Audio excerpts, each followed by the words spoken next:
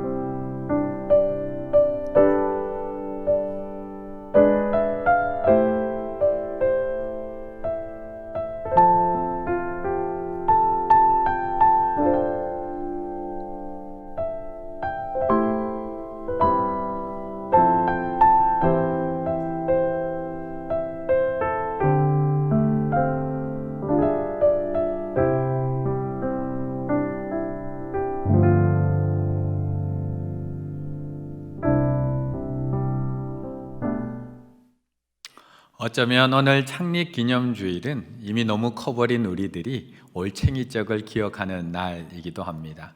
또한 개구리가 되어서 자기가 살던 우물을 벗어나 더 큰 세계로 갔던 개구리가 내가 처음에 있었던 곳, 내가 처음에 머물렀던 그 우물을 기억하는 날이기도 합니다. 사실 이스라엘 민족에게도 이런 날이 있었습니다. 이런 올챙이적 시절이 있었습니다. 애굽에서 조용히 노예로 살다가 그냥 조용히 죽어져 갈 수밖에 없었는데, 거기서부터 구원받은 그날, 죽음의 재앙의 모든 첫 번째 것들이 다 죽을 수밖에 없었던 그때에 하나님께서 자신의 백성들을 구원해서 그 이스라엘 애굽으로부터 탈출시킨 그날, 하나님은 그 구원의 날을 우리에게 기억하라고 말씀하고 있습니다. 13절의 말씀을 함께 읽어보겠습니다. 13절입니다. 내가 애굽 땅을 칠 때에 그 피가 너희가 사는 집에 있어서 너희를 위하여 표적이 될지라. 내가 피를 볼 때에 너희를 넘어가리니 재앙이 너희에게 내려 멸하지 아니하리라. 아멘. 이스라엘에게는 절대 잊을 수 없는 날이고 또한 잊어서도 안 되는 날입니다. 바로 10번째 재앙, 애굽 땅에 있는 모든 처음 난 것들, 그것들 치신 그 어두운 밤에 죽음의 재앙이 넘어간 날, 구원받은 날, 바로 유월절입니다. 유월절, 넘을유 건널 월, 그리고 절기절이라는 한자를 쓰고 있는 패스오버, 넘어가다, 죽음이 넘어가다 라는 뜻을 가지고 있는 절기입니다. 하나님의 백성에게 구원받은 날은 너무나 중요합니다. 결코 잊어서는 안 되는 날이고 잊을 수도 없는 날입니다. 죽을 수밖에 없는 내가 살아난 날인데 어떻게 잊을 수가 있습니까? 새로운 인생으로 출발한 날인데 어떻게 잊을 수가 있습니까? 내가 하나님의 손길을 경험한 날, 내 인생에 새롭게 변화된 날, 그래서 때론 어떤 성도님들은 자신이 세례받은 날, 그날을 영적 생일이라고 해서 그날을 꼭 기억하며 살아가는 성도님들도 왕왕 있는 것을 볼 수가 있습니다. 우리 성도님들에게는 어느 날이 그런 구원의 날입니까? 어떤 날이 엄마 손잡고 처음 교회에 온 날이 아니라 나에게 찾아오신 하나님을 만나고 내 인생이 변화된 날이 언제이십니까? 어떤 날이 형식적으로 성경책 들고 교회에 왔다 갔다 한 날이 아니라 하나님을 나의 구주로 처음 영접하고 나의 구주로 처음 만나서 그 구원의 감격을 느낀 날이 그럼 언제십니까? 이 놀라운 구원의 은혜를 경험한 날을 한 목사님은 이렇게 이야기하고 있습니다. 저는 자주 사람들에게 사람이 사람을 만나면 역사가 일어나고 사람이 하나님을 만나면 기적이 일어난다는 말을 하는데 제가 체험한 삶이기 때문입니다. 제가 미군 하우스보이 시절 한국 전쟁에 참전한 미군 병사 칼 파워스 상사를 만나서 당시 제 형편으로는 꿈도 꿀 수 없는 그 미국 유학을 17살 미화 130불을 들고 가게 됐고, 거기서 하나님을 만나 거듭나게 되어 오늘의 제가 된 것, 그것이 역사이고 기적입니다. 이 글은 극동방송을 세운 김장원 목사님이 자기 책에다가 서문에다가 기록해 놓은 자기의 고백입니다. 그런데 김장원 목사님 뿐이겠습니까? 우리들 가운데도 하나님을 인격적인 만난 분들, 구원의 감격을 경험한 분들은 너무나 많이 있습니다. 그리고 이 날이 얼마나 중요하다는 건 너무나 잘 알고 있습니다. 이 구원의 날, 하나님을 만나는 이 경험이 우리에게 얼마나 중요한지 잘 알고 있습니다. 그래서 우리 성도님들 가운데도 어떤 장로님은 억지로 끌려간 기도원에서 하나님을 인격적으로 만나는 그런 경험을 한 분도 계시고, 어떤 집사님은 교회에서 하는 부흥의 안에 따라서 그냥 왔다가 또 하나님을 만나고 내 삶이 변화되는 경험을 한 분도 계시고, 어떤 분은 예배 드리다가 어떤 분은 성가대에 그냥 찬양 부르려고 앉았다가 그렇게 내 인생에 찾아오신 하나님을 만난 경험들을 하신 분들이 많이 있습니다. 또 어떤 분들은 우리 충일교회에서 진행하고 있는 알파 코스에서 알파를 통해서 하나님을 인격적으로 만난 경험들을 많이 고백하시기도 합니다. 그 중에 한 고백은 이렇게 고백을 했더라고요. 알파에 와보니 세상에 나만 외롭고 고독한 것이 아니었다. 첫 시간부터 진심으로 그 절실한 갈급함에 서로를 위로하고 보듬을 수 있었다. 횟수가 더할수록 인격적인 관심과 나눔이 형성되고 성령 수양회를 진행하는 동안 나는 내 안에 계신 성령님의 음성과 사랑의 만남으로 깊은 충만함을 채워갈 수 있었다.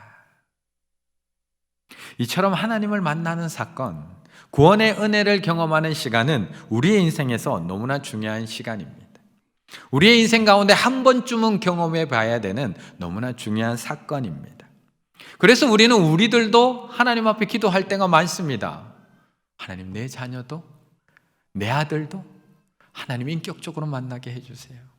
내 딸도 하나님을 만나는 경험, 그 구원의 감격을 느끼는 그 경험하게 해주세요. 우리가 그것이 얼마나 중요한지 알기 때문에 우리가 오늘도 그 기도하며 살아가고 있는 거잖아요. 그리고 우리도 그 경험을 하기 원하면서 살아가고 있습니다. 그런데 참 재미있는 것은 그 하나님과의 인격적인 만남, 구원의 은혜를 경험하는 것이 얼마나 중요한지는 우리가 알고 있고 원하고 있지만, 그 구원의 감격을 경험한 이후에 그것을 간직하고 살아가는 사람들은 별로 없다는 겁니다. 구원의 감격을 누리는 것, 구원의 감격을 경험하는 것은 너무나 중요해. 그래서 열심히 기도하고 살아가는데 막상 내가 그 구원의 감격을 경험하고 나면 지금까지 그것을 잊지 않고 기억하고 간직하며 살아가는 사람들은 그렇게 많지가 않다라는 것입니다. 15절의 말씀 함께 읽습니다. 15절입니다. 너희는 이래 동안 무교병을 먹을지니 그 첫날에 누룩을 너희 집에서 제하라. 무릇 첫날부터 일곱째 날까지 유교병을 먹는 자는 이스라엘에서 끊어지리라. 아멘. 오늘 본문은 15절부터 무교절에 대해서 이야기하고 있습니다. 앞에 1절부터 13절, 14절까지는 유월절, 어린 양의 피로 말미암아 죽음의 재앙이 패스오버 넘어간 날 유월절에 대해서 말씀하고 있고, 이어져는 15절부터 무교절에 대해서 말씀하고 있습니다. 사실 유교절과 무교절은 따로 떼어놓고 이야기할 수가 없는 절기입니다. 날짜적으로도 연결되어 있을 뿐만 아니라 의미적으로도 하나로 연결되어 있는 절기이기 때문에 그렇습니다. 앞에서 말씀드렸듯이 유월절은 첫 달 14일 밤, 그 하룻밤에 이루어진 사건을 의미하고 있습니다.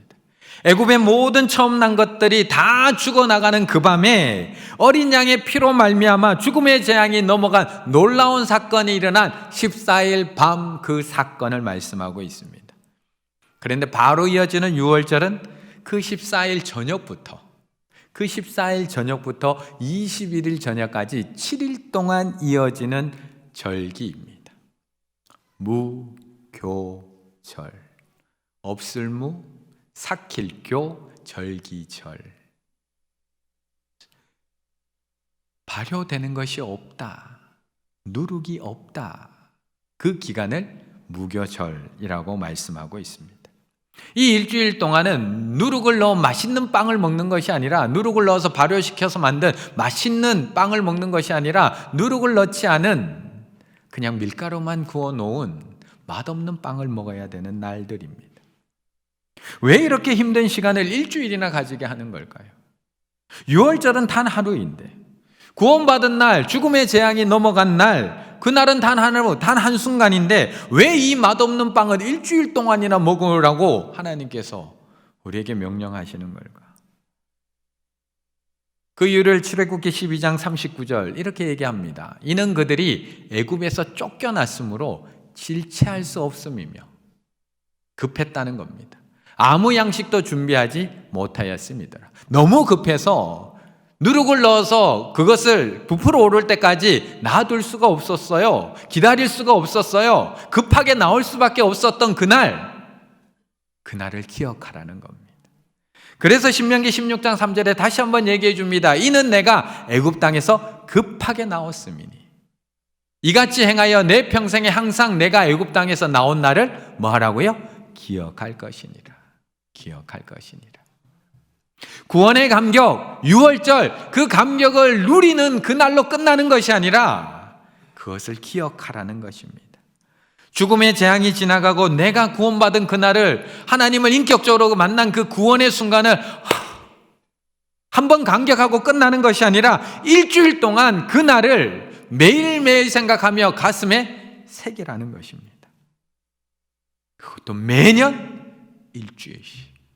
매년 일주일씩 그 맛없는 빵을 먹어가며 네가 어디로부터 나왔는지, 네가 어떤 상태에서 구원받았는지, 네가 죽을 수밖에 없는데 구원받았던, 너는 아무것도 할 일이 없는데 하나님께서 행하셔서 구원받았던 그 놀라운 구원의 사건을 잊지 말고 기억하라. 그런데 거기서만 끝나는 것이 아니라 출애굽기 13장 8절, 너는 그날에 내 아들에게 보여 이르기를.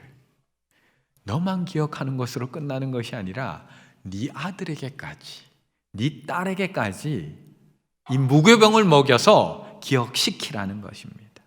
네가 어디로부터 나왔는지, 너희 아버지가 어디로부터 구원을 받았는지, 어떤 상태에서 구원받았는지 그 구원의 간격을 나만 기억하지 말고 자녀들에게까지 기억시키는 기간. 우리에게 구원의 사건은 너무나 중요합니다. 구원의 은혜, 구원의 간격은 너무나 중요합니다. 하지만 그 간격이 단 하루로 끝이 난다면 살아가는 평생 아무것도 기억하지 못한 채, 그 구원의 사건을 내가 기억하지 못한 채 살아간다면 그 구원의 사건이 나에게 어떤 의미가 있을까요? 결혼한 그날은 너무나 행복하고 너무나 기뻤는데 이후로 내가 결혼했던 그 기쁨을 단 하루도 기억하지 못하며 살아간다면 그 결혼식이 나에게 어떤 의미가 있을까요? 그래서 우리는 구원의 감격을 경험하기 위해서도 간절히 기도하고 노력해야 되지만, 그 구원의 감격을 기억하고 간직하기 위해서는 더 많이 노력을 하고 더 많이 힘써야 한다는 것입니다. 19절의 말씀 함께 읽겠습니다. 19절입니다. 이래 동안은 누룩이 너희 집에서 발견되지 아니하도록 하라. 무릇 유교물을 먹는 자는 타국인이든지 본국에서 난 자든지를 막론하고 이스라엘 회중에서 끊어지리니. 아멘. 일주일 동안 진행되는 무교절에서 가장 중요한 일은 누룩을 제거하는 일입니다.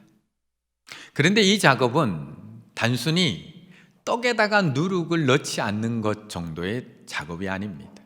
단순히 누룩을 넣지 않은 떡을 먹는 기간이 무교절이 아니라는 겁니다. 15절의 말씀을 보게 되면 그 첫날에 누룩을 너희 집에서 제하라고 말씀합니다. 우리 집에 있는 누룩, 혹시나 남아있는 누룩을 다 청소하고 제해버려야 됩니다.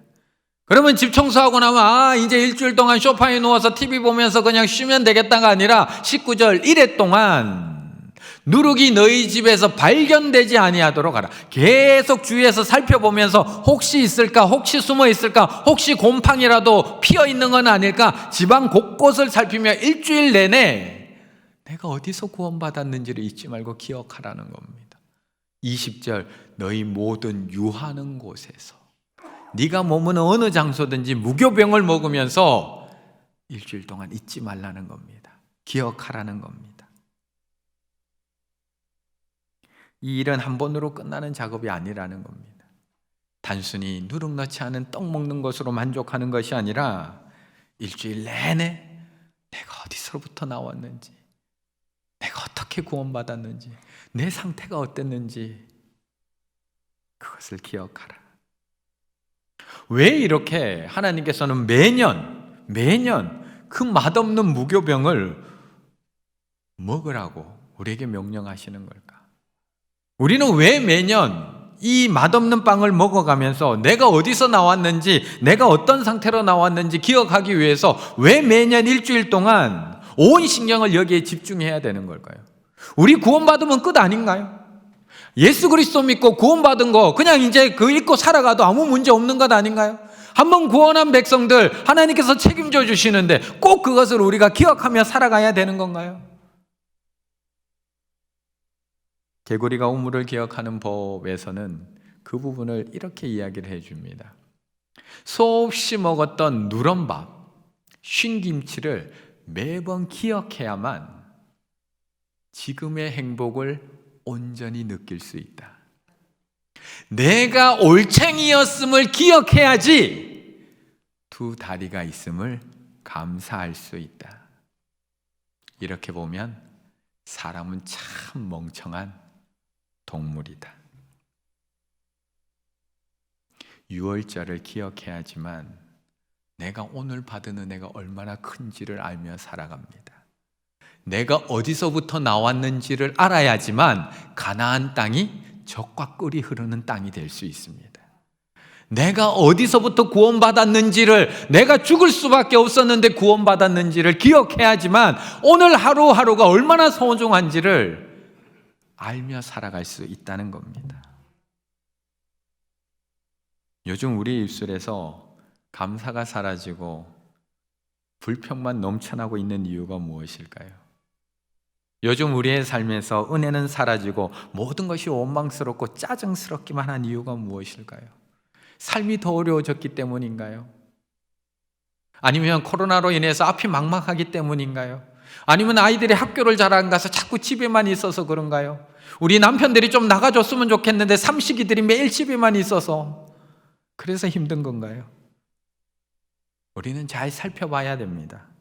내 입술에서 감사가 사라진 것이 감사할 일이 사라진 건지, 아니면 내 안에 은혜가 사라진 것인지, 아니면 나에게 기쁜 일이 없어진 건지, 아니면 내 안에 구원의 감격이 없어져 버린 건지 우리는 잘 살펴봐야 됩니다.